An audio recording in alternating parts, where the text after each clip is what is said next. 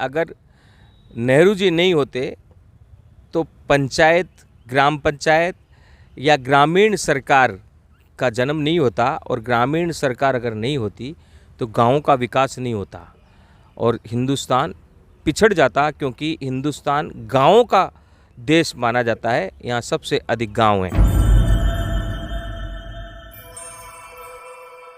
जय हिंद, वंदे मातरम, जय जगत। आज हम अखिल भारतीय कांग्रेस कमेटी के नई दिल्ली के प्रांगण से बोल रहे हैं और यहाँ आज का दिन बड़ा महत्वपूर्ण है। कुछ लोग आए हैं राजस्थान से। जवाहरलाल नेहरू का राजस्थान से बड़ा जुड़ाव है और हिंदुस्तान को पंचायती राज संस्थाएं राजस्थान से उन्होंने दी है। और आज जैसा कि हमें पता चला है, हम यहाँ आते हैं तो गांधी टीवी जब से यहाँ आ रहा है, कोई ना कोई शक्ति, जैसे राहुल गांधी कह रहे हैं कि कोई ना कोई शक्ति उन्हें आगे धकेल रही है, वैसे ही हमारे साथ भी होता है, कोई ना कोई शक्ति हमें आगे धकेलती है। और कोई थीम सोचकर हम आते हैं, आने के बाद उसी लायक लोग हमें यहाँ तैयार मिलते हैं। हम उन्हें पहले जानते नहीं हैं, उससे पहले कभी हम उनसे मिले हुए नहीं होते हैं, लेकिन यहाँ मिलते हैं। यानी कांग्रेस पार्टी के साथ वह आदर्श शक्ति हम जुड़ चुकी है जो इस पार्टी की आत्मा रही है। हो सकता है इंदिरा गांधी, राहुल गांधी की भारत जोड़ो यात्रा में भी वही शक्ति काम कर रही है। आज आपका शुभ नाम? रणजीत सिंह। रणजीत सिंह जी, आप पंचायत, ग्राम पंचायत के लेवल पर क्या क्या अनुभव आपका रहा है? मैं ग्राम पंचायत से धरातल से जुड़ा हुआ हूँ। मैं वर्ष 2000 में ग्राम पंचायत लांबा कला, तहसील टोडा रायसेन जिला का सरपंच रहा हूँ। वर्ष 2000 में ग्रामीणों की जो महत्वपूर्ण जो समस्याएं हैं, उसमें कांग्रेस पार्टी का और पार्टी की जो नीतियां हैं, उसमें अनेकों योजनाएं इन्होंने चलाई। गरीबों की नरेगा योजना और योजना चिरंजीवी योजना, इसमें धरातल की दृष्टि से कांग्रेस पार्टी का और कांग्रेस के जो शीर्ष नेता है, इनका बहुत बड़ा योगदान रहा।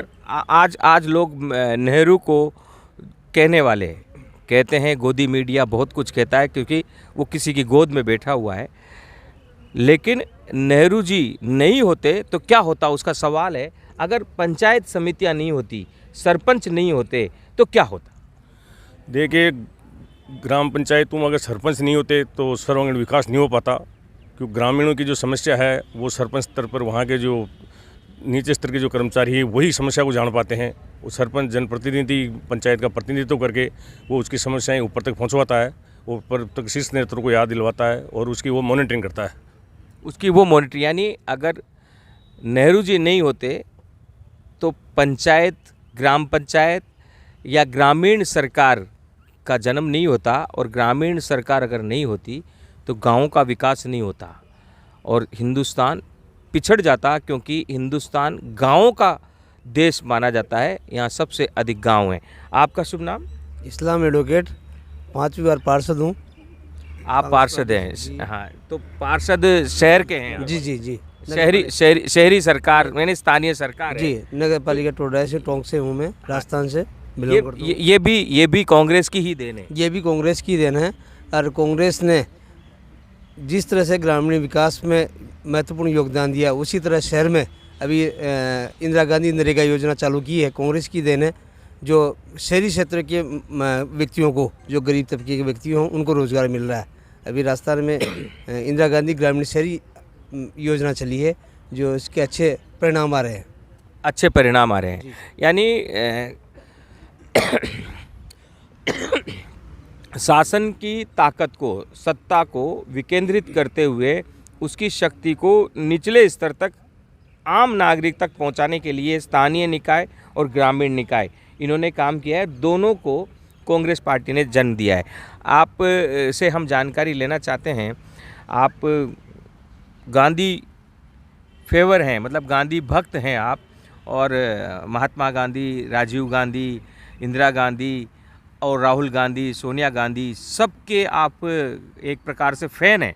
तो क्या क्या कारण है कि इतना आप गांधी परिवार से, गांधी शब्द से लगाव रखते हैं? नहीं, ऐसे ये बात कहना गलत होगी। गांधी शब्द से लगाव रखते हैं, हमें तो अपनी पार्टी से लगाव है। कांग्रेस ने जो अपना योगदान दिया है, जो शहादत कांग्रेस ने दी है इस देश के लिए, हाँ, उससे हमें लगाव है। 70 साल का जो है इतिहास रहा है, जब देश आज़ाद हुआ देश में सुई नहीं बना करती थी। सुई से लेके आज मिसाइल तक जो आज देन है, या ऐसे ही कोई इन 8-10 सालों में या 15 सालों में नहीं बना है। इन चीज़ों को लोगों को भूलना नहीं चाहिए।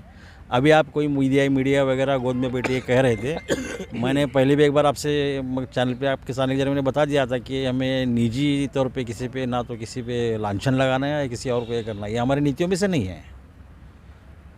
सही बात है ना जी। हाँ।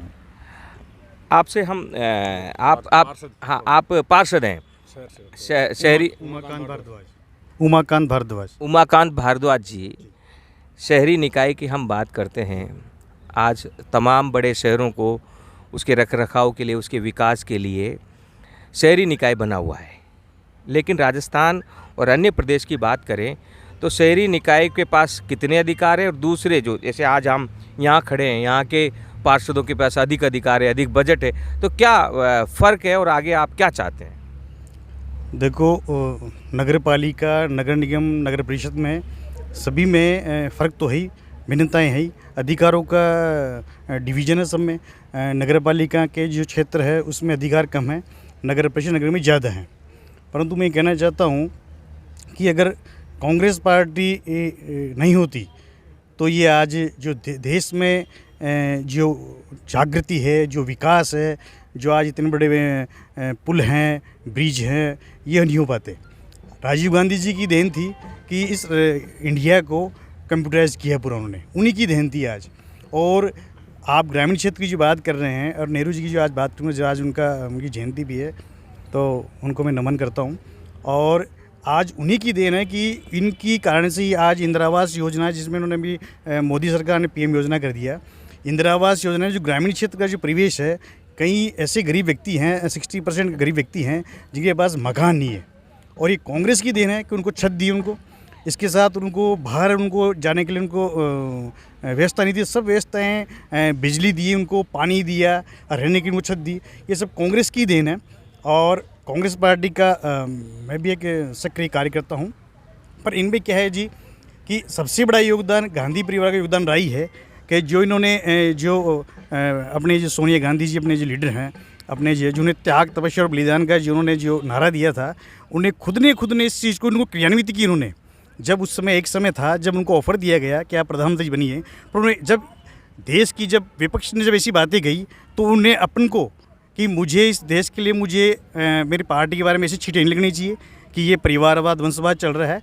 तो उन्होंने उस जो प्रधानमंत्री जो एक प्रदेश का और जो एक अच्छा पद होता है, उस पद को उन्हें ठुकरा दिया। तो मैं तो बहुत अच्छा इनका योगदान मानता हूँ। और गांधी परिवार के कारण अपनी कांग्रेस एकजुट रही है और रहेगी। गांधी परिवार के कारण कांग्रेस एकजुट रही है और रहेगी। कारण जब एक बहुत बड़ा संगठन खड़ा होता है तो अनायासी अगर कोई नेता बनता है तो वो उसके त्याग के कारण होता है, और त्याग और तपस्या ये हमने नेहरू से लेकर और उनके पिता मोतीलाल जी के ज़माने से लेकर और आज जब राहुल गांधी पैदल चल रहे हैं तब तक देखा है। और इस पूरे कांग्रेस पार्टी की फ्रेम में गांधी परिवार से संबंधित लोगों ने जो त्याग किया है वैसा पूरी कांग्रेस में दूसरा नज़र नहीं आता है। पूरी कांग्रेस में ही नहीं, अगर हम गहराई से देखें तो पूरे देश में दूसरा नज़र नहीं आता है। एक समय जब सोनिया गांधी को प्रधानमंत्री बनने का मौका मिला, सीटें वे जीत चुके थे, फिर भी उन्होंने प्रधानमंत्री नहीं बनकर उस कौम के व्यक्ति को प्रधानमंत्री बनाया जिस कौम ने उनकी सास को 30 से अधिक गोलियों से मारा था। सिख समाज से उन्होंने मनमोहन सिंह को प्रधानमंत्री बनाया और मनमोहन सिंह ने देश का लोहा पूरी विश्व में मनवाया। ये गांधी परिवार की सूझबूझ, उनका त्याग और उनका जो बलिदान है उसके कारण है। सरपंच साहब, आप सरपंच रहे हैं। भारत जोड़ो यात्रा धीरे धीरे आगे बढ़ रही है और भारत जोड़ो यात्रा के लिए शुरुआत में कहा गया था कि केरल में तो कांग्रेस के लोग ज़्यादा हैं, दक्षिण में कांग्रेस के लोग ज़्यादा है, महाराष्ट्र में जाते जाते फेल हो जाएगी। लेकिन महाराष्ट्र में तो इसने विस्फोट कर दिया, जनसंख्या का बहुत अधिक भीड़ वहाँ जुटी है। अब राजस्थान के लिए कहा जा रहा है कि यहाँ आपस में सब नेता लोग लड़ते हैं, लिहाजा यहाँ तो फेल होना ही होना है। आपका क्या कहना है? देखिए, राजस्थान में बहुत महत्व मिलने वाला है और सब लोग बहुत आदर्श भावना की तरफ से देख रहे हैं भारत जोड़ो यात्रा को। सब लोग एकजुट है और इसका बहुत अच्छा रिजल्ट रहेगा। सभी 36 कौम भारत जोड़ो यात्रा के समर्थन में है और समर्थन में है किसी तरह। आप लोग जुड़ रहे हैं? हाँ बिल्कुल, मैं नहीं जुड़ रहा, पूरी 36 कौम जुड़ रही है। राजस्थान की पूरी 36 कौम जुड़ रही है। पूरा मान सम्मान से सहयोग रहेगा भारत जोड़ो यात्रा में, कहीं किसी तरह की कोई खामी नहीं रहेगी। भारत जोड़ो यात्रा में आप लोग जुड़ रहे हैं? जिस तरह से विघटनकारी ताकतें जो भारत जोड़ो यात्रा के बारे में दुष्प्रचार कर रही है वो नहीं है। भारत जोड़ो यात्रा एक अभियान बन चुका है, जन जागृति अभियान बन चुका है और निश्चित रूप से अन्य स्टेटों से ज़्यादा महत्व राजस्थान में मिलेगा। यह एक आंदोलन बन चुका है। भारत जोड़ो यात्रा एक आंदोलन बन चुका है और ये आंदोलन शांतिपूर्ण तरीके से, गांधीवादी तरीके से धीरे धीरे लोगों के मन में जगह बना रहा है। एक बदलाव आ रही है। हमने हिमाचल प्रदेश में देखा, हम गुजरात में देख रहे हैं। एक बदलाव की आंधी कांग्रेस को विकल्प के रूप में चुन चुकी है। अब उसे स्थापित करने की बारी आने वाली है। 2 स्टेट के परिणाम आने वाले हैं, उसके बाद 11 राज्यों के भी चुनाव है और 2024 में देश का भाग्य बदलने वाला है। बेरोजगारी से त्रस्त जब आज हम यहाँ खड़े होकर, इस प्रांगण में खड़े होकर यह प्रोग्राम कवर कर रहे हैं, तो देश भर के रेलवे के प्रमुख चारों जोन के कार्यालयों के बाहर हजारों युवक सारे एग्ज़ाम पास करने के बावजूद नौकरी नहीं मिलने से खफा गांधीवादी तरीके से आंदोलन कर रहे हैं, धरना प्रदर्शन कर रहे हैं। राहुल गांधी जहां भी जा रहे हैं, महिलाएं महंगाई से त्रस्त होकर उनका साथ दे रही हैं। बेरोजगार युवा बेरोजगारी से परेशान होकर उनके साथ चल रहे हैं। एक आशा है, जनता कह रही है हमें आप अच्छे दिन न दो, वो पुराने दिन ही लौटा दो। और उन पुराने दिन की चाहत में जनता वापस कांग्रेस पार्टी के साथ तेज़ी से जुड़ रही है। आने वाले समय में हम इसका असर देखेंगे। मैं अनीश कुमार, गांधी टीवी के लिए। जय हिंद, वंदे मातरम, जय जगत। जी, आप कुछ कहना चाहते हैं? आज जो है पंडित जवाहरलाल नेहरू जी की जयंती है, हम उनको नमन करते हैं। He is an architecture of India.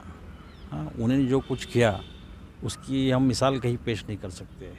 मैं जो मौजूदा सरकार है, मैं उनसे कहता हूँ कि और आने वाले 5 साल का समय ले लो और उन्होंने जो काम किया है उसका 5% काम करके दिखाओ, सिर्फ 5%।